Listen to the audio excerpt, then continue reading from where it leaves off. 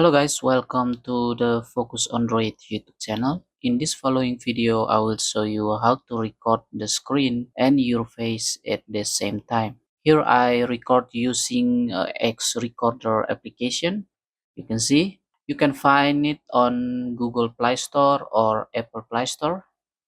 You just open the Google Play Store and you type X Recorder.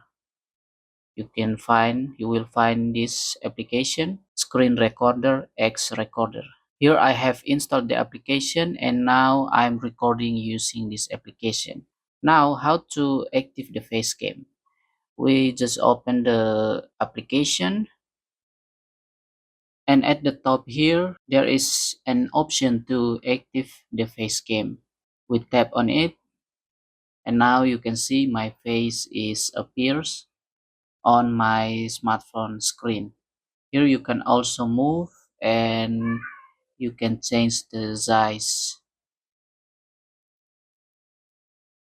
I think maybe this will be very useful when you create the tutorial content.